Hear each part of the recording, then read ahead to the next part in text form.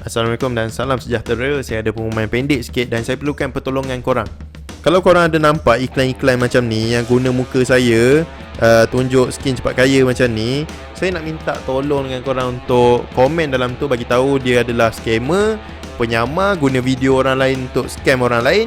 Dan selalunya yang guna muka saya ni memang dia promote skim cepat kaya So korang maki je banyak-banyak dalam tu, sebab tu bukan saya Dan satu benda yang korang kena tahu pasal saya takkan run ads, tak pernah run ads, dan memang tak ada niat pun nak run ads untuk ajak orang trade forex lah, ajak newbie buat duit lah, apa semua, tak ada Saya sharing dekat YouTube ni semata-mata untuk bagi peluang ataupun jalan untuk orang yang memang dah terjebak dalam industri ni. Jadi dengan adanya channel saya ni, tak perlulah korang bayar orang ni, tak perlulah kena scam dengan orang ni. At least korang tahu apa tu trader yang sebenar, macam mana susahnya nak buat duit, susahnya belajar. Dia memang senang tekan, tapi korang tengok, saya nak cerita berkenaan peak candle saja pun dah berapa siri dah. Panjang kan? Korang belajar pun susah sebenarnya. Cuma saya mudahkan kerja korang. Korang tak perlu bayar saya apa-apa. Korang tengok je dekat sini. Dan korang tak perlu PM saya untuk bagi duit ke, untuk join kelas ke, sebab saya memang tak buat benda macam tu. Dan bila saya dah cakap macam ni, korang kena fikir logik. Kenapa saya nak kena run ads untuk tarik orang, sedangkan dekat komen kalau korang tengok, ramai je yang nak belajar dengan saya. Saya boleh je scam korang. Sekarang pun saya boleh scam korang. Sombong amat. Tapi saya tidak berminat ke arah tu. Dulu-dulu pernah lah saya buat kelas, tapi tu pun awal-awal lepas dah kena scam dengan student sendiri kan. Jadi benda tu tak berbaloi bagi saya, sebab duit bukan segala-galanya. Jadi saya nak minta tolong dengan korang. Korang nampak iklan macam tu dekat Instagram ke, dekat Facebook ke, korang report je ramai-ramai, ataupun boleh tag saya, nanti saya share dekat saya punya profile. Tapi kadang-kadang bila saya tak boleh nak reply korang tu, maksudnya dia awal-awal dah block saya. Macam ni kalau korang tengok ada ramai komen apa semua, saya boleh screenshot je. Lepas tu tak lama lepas tu dia dah delete dah semua komen. Jadi saya perlukan bantuan korang untuk komen banyak-banyak dalam tu, bagi tahu scammer supaya orang lain tak tertipu. So korang tolong report, tolong komen ramai-ramai ni adalah untuk jaga nama baik saya ke? Bukan. Bila korang komen scammer tu bukan untuk bantu saya sebenarnya. Korang nak bantu orang lain daripada kena tipu. Sekarang ni nak dapat duit bukannya senang. Dan kalau korang tengok, banyak kes bunuh diri, banyak kes orang depression apa semua. So orang-orang yang terdesak ni, diorang tak dapat fikir betul-betul lah. Diorang akan nampak skin cepat kaya ni macam satu jalan keluar daripada masalah diorang. Kalau diorang fikir betul-betul, mana logik bagi 300 dapat balik 1,700 dalam 12 jam. Masuk 1,000 boleh dapat balik 50,000 dalam masa 12 jam. Kan mengarut benda tu. Kenapa dia perlu ambil lagi duit orang kalau dah boleh buat macam tu kan? Bukan tak logik. So selalunya dia akan promote benda-benda macam inilah. Scam-scam macam ni dia akan promote. So saya minta korang hati-hatilah tak adanya tengok package A tu bagi 300 dapat 8,000. Kenapa kau tak buat sendiri je? Kenapa nak minta duit orang? Ayo ping ni. Faham kenapa saya perlukan pertolongan korang? Diorang scam orang, lepas tu tukar nama lain. Korang tengok sekejap Primo Global Marketing, lepas tu ni MOS Solution pula. Ni kalau korang tengok Vistana Investment, guna muka saya juga. Jadi saya perlukan bantuan korang lah. Kadang-kadang diorang dah block saya awal-awal, saya tak nampak iklan tu. Tapi dengan komen korang, dengan report korang, dengan bantuan korang, korang dapat selamatkan orang lain daripada kena tipu. Korang tengok situasi sekarang, ada yang hilang kerja, ada yang depression, ada yang bunuh diri apa semua. So saya tak nak lah scammer-scammer ni mengambil kesempatan ke atas kelemahan orang lain. Bila orang dalam keadaan tertekan, dia tak boleh fikir dengan betul-betul tau. So korang yang tak berapa nak tertekan, korang bantulah daripada segi komen, bagi tahu tu adalah scammer. Nampak je iklan guna muka saya, tulis je scammer. Sebenarnya kalau buat forex ke, buat trading ni, bila dah start run ads, dah start lalu iklan apa semua, sebenarnya dia buat duit daripada market ke daripada YouTube? Jadi korang boleh fikir logik So Hanzo ni banyak duit dia daripada YouTube je. Dia bukan hati trade. Sebab tu lah dia dah tak buat YouTube 3 bulan hari tu kan. Macam tu. Okay. Jadi apa-apa pun saya akan terus mencurah ilmu dekat YouTube saya ni sebagai reference korang. Dan paling penting sekali, saya takkan buat skin cepat kaya, takkan ambil duit orang apa semua. Jadi yang kali terakhir saya ambil duit orang 2019. Tu pun masa saya buat kelas, tu nak ambil feel jadi sifu lah. Nak tahu juga macam mana orang buat kelas apa semua. So bagi saya benda tu membebankan, sebab bila saya dah ambil duit orang, Kita ambil bukan duit saja, kita ambil sekali dengan tanggungjawab untuk ubah orang tu. Jadi sampai ke hari ni saya masih lagi connected lah dengan student saya, walaupun diorang bayar certain amount tu satu kali je, tapi connection tu still ada lah. Dan tu adalah kali terakhir saya ambil diorang, sebab amanah di sebalik duit yang diorang bayar tu terlalu tinggi bagi saya. Ni kan pula nak buat skin cepat kaya kan, lagilah tak kan. So apa-apa pun, everything saya akan share dekat YouTube saja. Kalau korang tak nampak saya share apa-apa dekat YouTube ataupun dekat Instagram official saya, so tu bukan saya lah. Nampak je ada perkataan sponsored ke iklan ke, tu bukan saya. Okay. Tu sahaja pengumuman pendek daripada saya. Tak berapa pendek sangat, saya tahu, minta maaf. So kita teruskan dengan kita punya siri belajar.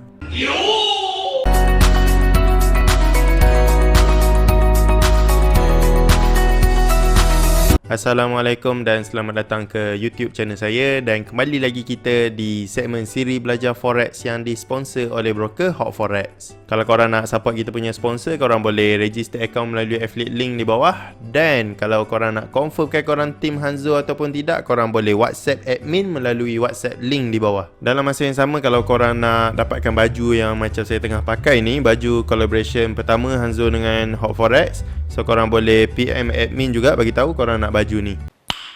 Nice. Jadi minggu lepas saya ajar tak habis kan, to be continue.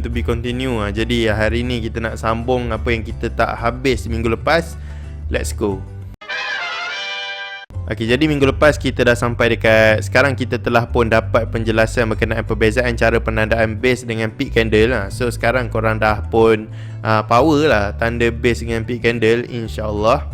So perbincangan seterusnya adalah berkenaan maksud jika peak candle berada di pucuk ataupun akar. Daripada mana dapat perkataan ni? Kita tengok balik nota-nota yang lepas. Jadi masa kita belajar berkenaan perbezaan Japanese candlestick dengan peak candle, saya ada bagi tahu peak candle ni jika kedudukannya di pucuk ataupun akar, peak candle jika kedudukannya di pucuk ataupun akar. So apa yang dimaksudkan dengan pucuk ataupun akar?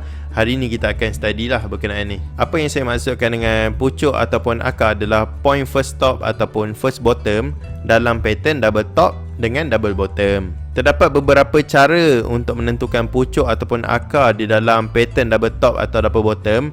Dalam contoh kali ni, saya akan kongsikan dua cara untuk mengenal pastinya di dalam chart. Jadi untuk siri belajar ni, saya akan kongsikan dua cara untuk korang cari pucuk ataupun akar untuk menentukan double top dengan double bottom punya first top dengan first bottom. So method yang pertama adalah menggunakan base ataupun peak zone sebagai kayu ukur. Method kedua pula adalah menggunakan market structure. Kita akan mulakan dengan method satu kerana ianya mempunyai hubungan yang paling dekat dengan siri yang lepas. Jadi method satu ni dia ada hubung kait sikit lah dengan apa yang kita belajar minggu lepas. So kita akan start dengan method yang pertama lah. Yang pertama, kita perlu bahagikan first top ataupun first bottom kepada dua bahagian. So pucuk yang kita nak cari tu sebenarnya first top ataupun akar tu adalah first bottom. Kita nak yang pertama tu. So dekat sini ada gambar rajah untuk double top dengan double bottom. So kita ada first top dengan second top. Dekat bawah ni ada first bottom dengan second bottom. Jadi untuk pembelajaran hari ni kita nak fokus dekat first top dengan first bottom. Okay,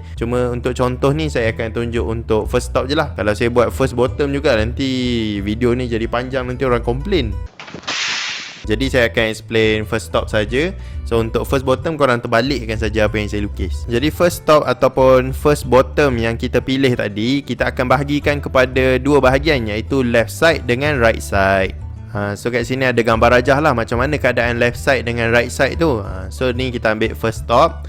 So kalau korang nak first bottom ataupun akar, korang terbalikkan saja apa yang saya tunjuk ni. Okay, jadi kita akan start dengan right side sebab dia berkaitan dengan apa yang kita dah belajar pada minggu-minggu lepas. Jadi untuk mendapatkan signal awal pembentukan double top, price mesti membuat kejatuhan melebihi 1:1 daripada base zone ataupun peak zone. Jadi kalau dekat sini dalam 20 pip, so dia mesti buat penurunan sebanyak 20 pip lagi satu, baru jadi 1:1. Kalau kat sini 100 pip, bawah kena turun lagi 100 pip, baru dia jadi 1:1. Jadi dekat right side ni korang boleh tengok dia adalah signal awal pembentukan double top. Itu yang korang nak cari pada right side. Pada left side pula korang nak cari pembentukan pucuk. Adakah dia pucuk ataupun bukan pucuk? Macam mana kita nak tahu? Pucuk first stop dapat ditentukan dengan menggunakan paras 1:1 di right side pada left side. Ia mesti melakukan kenaikan melebihi 1:1 daripada base zone ataupun peak zone. So dekat sini korang boleh tengok bila price pergi ke atas macam ni, dia buat kenaikan harga lah. Kenaikan. Kita buat panas sikit. Jadi ni adalah kenaikan. Jadi dia punya kenaikan tu mesti 1:1. 1:1 daripada mana? 1:1 daripada right side ni. Jadi dekat right side ni mungkinlah kat sini kita ada peak candle ke ataupun ada base ke. So daripada zone ni, walaupun belum terjadinya pembentukan awal double top, kita dah boleh kira dekat sini. Kita kira kat sini. Cukup tak? 1:1 daripada base ataupun zone yang dah terbentuk dekat sini. So kalau cukup, kita dah ada pun pucuk. Jadi bila dah ada pucuk kat sini, kita kena tunggu pula dia break dekat sini lah, menjadikan 1:1 kat sini. Jadi terwujudlah peak candle ataupun base di pucuk. Jadi bila dia di pucuk, dia boleh jadi double top lah. Double top ni dia tinggi lagi daripada bukit. Macam kita belajar double top awal, dia adalah puncak dan lembah kan. Jadi pucuk ni puncak lah. Lembah tu dia adalah akar dia. Okay. Jadi ni dalam bentuk lukisan saja. Jom kita tengok dalam bentuk candle pula. Kita ambil contoh first stop dengan peak candle. Jadi kalau kita tengok dekat nota tadi, dekat sini dia boleh jadi base, boleh jadi peak candle. So contoh pertama ni kita nak tengok macam mana rupa kalau peak candle. Okay, so korang boleh nampak dekat sini adalah peak candle. Macam mana kita nak tahu dia peak candle? Kalau kita tengok dekat sini, base tidak berjaya dipecahkan ataupun base dipecahkan dengan dua candle. Jadi candle yang gagal tu kita panggil sebagai peak candle. Jadi dengan adanya peak candle ni, kita boleh tentukan mana satu right side, mana satu left side. Secara umumnya right side bermula daripada candle yang dipilih sebagai zone. Seperti dalam contoh ini, ianya bermula daripada peak candle. Kan tadi kita ada bagi tahu untuk tentukan pucuk ataupun akar ni, kita kena kerat dua kita punya double top. Double top pula, first top dengan first bottom. So bila dah ada dua bahagian ni, kita bahagi kepada left side dengan right side. Jadi right side ni dia bermula daripada candle yang dipilih sebagai zone. Jadi left side pula yang macam mana? Left side akan bermula daripada candle sebelum candle yang dipilih sebagai zone. Pening sikit kan, kita baca sekali. Left side akan bermula dari candle sebelum candle yang dipilih sebagai zone. Okay, left side akan bermula daripada candle sebelum candle yang dipilih sebagai zone. So dia bermula daripada candle ni lah. Candle ni adalah candle sebelum candle yang dipilih sebagai zone. Ni adalah candle yang dipilih sebagai zone. Ni sebelum. Dia candle sebelum candle yang dipilih sebagai zone. Faham Harap faham Kalau tak faham, tengok lukisan ni. Peak candle dia adalah permulaan right side. So selain daripada tu, dia adalah left side. Okay. So kalau korang tengok sizing peak candle ni, dia bergerak macam contoh 20 pip. Lepas tu dia turun lagi 20 pip, maka kita dah ada signal awal untuk pembentukan double top. Jadi korang tak perlulah tanda macam gini juga. Korang bila dah ada peak candle untuk left side ni, korang terus boleh dapatkan dia punya pucuk. Korang tengoklah pergerakan pucuk dia cukup ataupun tidak. Contoh seterusnya adalah first stop dengan base candle. So dekat sini kalau korang tengok, kita ada base, dia break dengan satu candle. Kalau tadi kita ada peak candle sebab dia break dengan dua candle. Jadi macam mana pula penandaan right side dengan left side dia? Secara umumnya, right side bermula dari candle yang dipilih sebagai zone. Seperti dalam contoh ini, ia bermula daripada base candle. So kalau kita pilih base sebagai kita punya zone, maka kita punya left side ditentukan dengan sizing base ni. So kalau sizing base ni dalam 30 pip, penurunan dia 30 pip, so total ni adalah 60. Jadi dekat belah left side ni, dia mesti 60 pip lah. Dia kena 1:1 ataupun 2 kali ganda daripada size zone yang kita pilih. Jadi left side akan bermula daripada candle sebelum candle yang dipilih sebagai zone. Candle base dipilih sebagai zone. Apa candle sebelum dia? Candle sebelum dia ni lah bermulanya left side. Right side pula dia bermula daripada candle yang kita pilih sebagai zone. Agak mudah. Saya rasa macam mudah, tapi tak tahulah bagi korang mudah ke tak. Komen di bawah. Pada bapak kau. So tadi kita dah tahu macam mana kita nak tentukan left side, macam mana kita nak tentukan right side. Cuma ada problem sedikit lah. Mungkin akan berlaku kekeliruan bila mana kita nak tanda ratio tu daripada mana. So dekat sini saya ada sediakan nota sedikit, penandaan paras ratio di left side. Macam mana? So dekat sini kita ada comparison atas dengan bawah untuk lukisan yang kita guna sebagai contoh tadi. Jadi dekat atas ni adalah pucuk first stop yang menggunakan peak candle. So dekat bawah ni pula adalah contoh pucuk first stop yang menggunakan base sebagai dia punya zone. Tapi saya bukan nak tengok dia punya peak candle ke base ke apa. Saya nak korang tengok dekat sini. Nampak tak? Ada dua shadow ni, dia punya tinggi rendah tak sama tinggi tak sama tinggi. Jadi macam mana kita nak tanda paras ratio left side ni? Adakah start daripada hujung shadow ke, open price dekat body ke, dekat mana sebenarnya? So kalau korang tengok dekat sini, saya lukis berdasarkan peak candle punya high, lepas tu dia punya low dekat sini. Peak candle punya high dengan low. Kalau kita guna base pula, dia adalah base punya high dengan base punya low. Tengok dekat sini garisan tak sentuh pun shadow biru ke apa ke, dia tak kena langsung. Macam dekat sini pula dia terlajak dekat tengah-tengah shadow macam tu. Tapi saya tak kisah sangat pun left side ni shadow dia tinggi ke, rendah ke, apa ke, sebab kita akan menggunakan peak candle ataupun base sebagai panduan kita. Point ratio 1 akan ditentukan oleh candle yang dipilih sebagai zone double top atau double bottom. Dekat sini kalau peak candle dipilih sebagai kita punya zone, maka kita akan gunakan peak candle sebagai kita punya reference lah. Kalau kat sini 30 pip, kena turun lagi 30 pip. So dekat belah left side ni dia kena ada 60 pip pergerakan naik. Macam tu.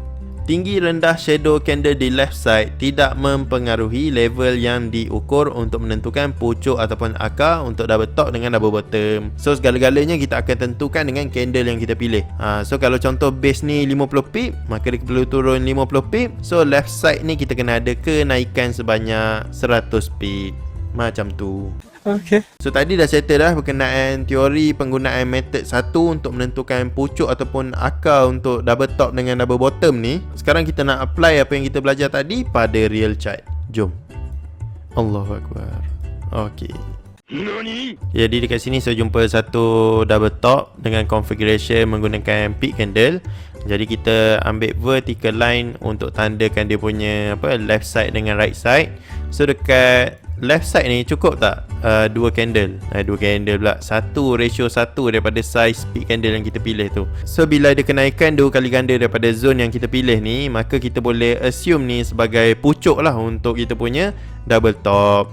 Dan lagi satu untuk right side, kita jangan lupa kita kena tunggu dia break. Okay, dia break dekat sini menandakan dia telah melebihi 1 ratio 1.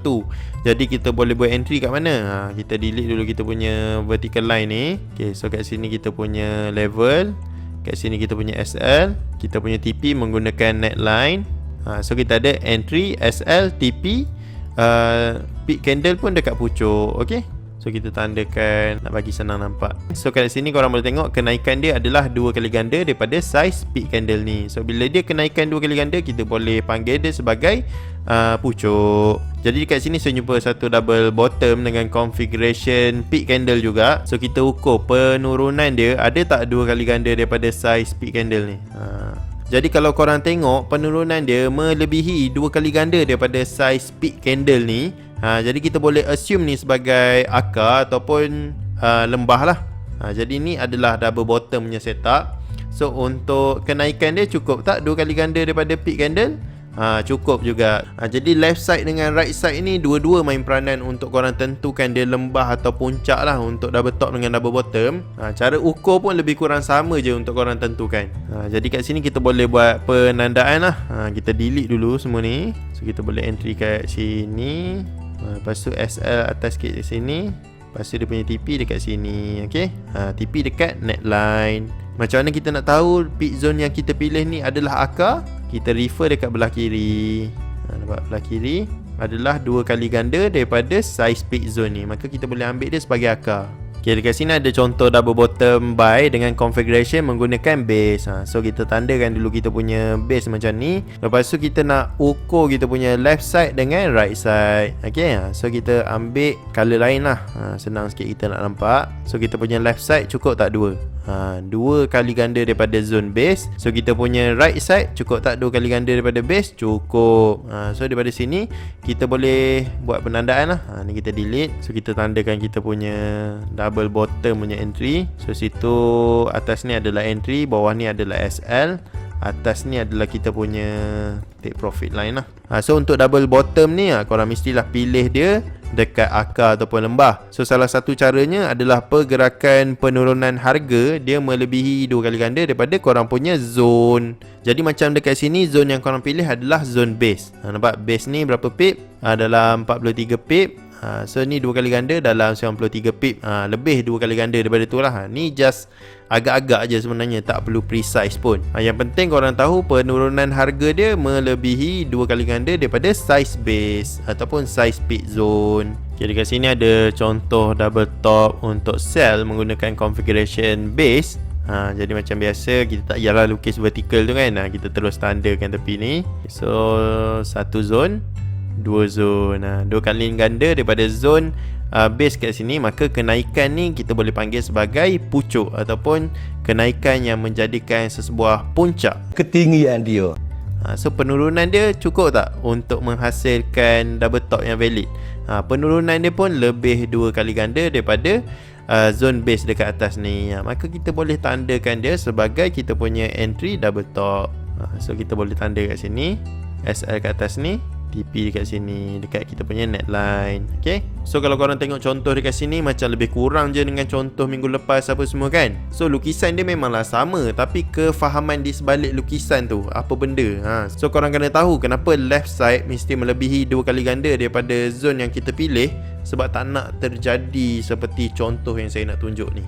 Okey, jadi kat sini saya jumpa satu peak candle tapi dia bukan berada dekat pucuk. Memanglah price turun. Nanti saya explain sebab apa dia turun. Jadi kat sini kita boleh ukur cukup tak kenaikan dia 2 kali ganda daripada sizing peak candle ni. Sebab tak cukup kenaikan harga tak mencukupi. Maksudnya dia tak boleh jadi pucuk lah. So kalau korang nak tanda macam ni sebagai double top, tak boleh Okey. So sebab apa price turun? Price turun disebabkan swap zone dekat sini. So bila ada swap zone ni memang price akan turun lah. So kalau korang zoom lagi kecil, H1 contohnya, dekat sini insyaAllah lah korang boleh dapatkan korang punya double top. Ni delete dulu, delete all selected. Okay, so dekat sini kita tandakan peak candle. Betul tak kita tandakan peak candle? Kita tandakan peak candle kalau dia cacah merbah macam ni lah. So yang point paling tinggi, mana paling kecil, peak candle. So kita dapat kat sini floating kecil sahaja dalam 4 pips macam tu. Lepas tu penurunan yang jauh. Ni adalah konfigurasi price action. Benda ni belum tiba masanya lagi lah untuk korang belajar benda ni So kita kenal pasti dulu bentuk-bentuk pattern, macam mana nak tanda zone yang betul. Lepas tu barulah kita masuk price action kan. Price action ni kalau korang nak guna, maksudnya korang dah reti semua benda lah. So dia capai 2 kali ganda. So dekat time frame H4 mungkin korang tak boleh dapatkan peak candle lah. Mungkin korang tak dapat pucuk korang, tapi dekat H1 korang boleh dapat korang punya pucuk. Jadi korang punya entry level pun berubah lah. Kalau korang nak entry dekat H4 pucuk, korang akan entry dekat sini. Mana? Dekat level ni. Nampak dekat level ni korang akan entry, dan SL korang dekat sini. Tapi kalau korang dekat H1 dan korang mencari pucuk dekat H1 tempat yang betul, korang akan dapat floating yang lagi kecil lah, lagi kecil kata. So entry korang dekat sini kalau dekat H1, SL lebih kurang lah macam tu SL boleh lah dekat tempat yang sama jadi berbeza Kalau korang nak entry dekat H4, make sure kita refer H4 lah. Kalau kita nak entry dekat H1, make sure kita refer H1. So tadi dah settle dah untuk method 1, iaitu menggunakan base ataupun peak candle sebagai kayu ukur. Sekarang kita nak tengok method 2, iaitu menggunakan market structure untuk menentukan pucuk ataupun akar sesuatu double top ataupun double bottom tu. Mana nota dia? Okay, so nota saya belum buat. Jadi kita jumpa minggu depan lah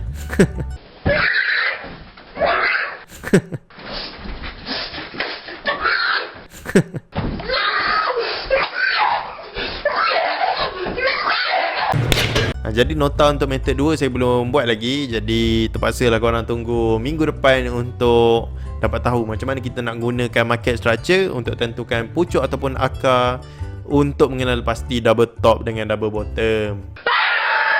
Kalau korang suka video ni boleh tinggalkan button like. Kalau korang nak tanya apa-apa boleh komen kat bawah. Kalau korang belum subscribe boleh subscribe ke YouTube channel ni sebab pembelajaran kita masih panjang. So korang boleh subscribe. Bila saya upload video terbaru korang akan dapat notification. Lagi satu macam biasa, kalau korang nak support kita punya sponsor untuk siri belajar ni, korang boleh register account melalui affiliate link di bawah. Dan boleh WhatsApp admin saya untuk confirmkan korang tim Hanzo ataupun tidak. Dan kalau korang nak dapat baju daripada sponsor ni, korang boleh WhatsApp admin saya juga untuk dapatkan baju ni lah. Jadi itu saja daripada saya. Assalamualaikum. Bye.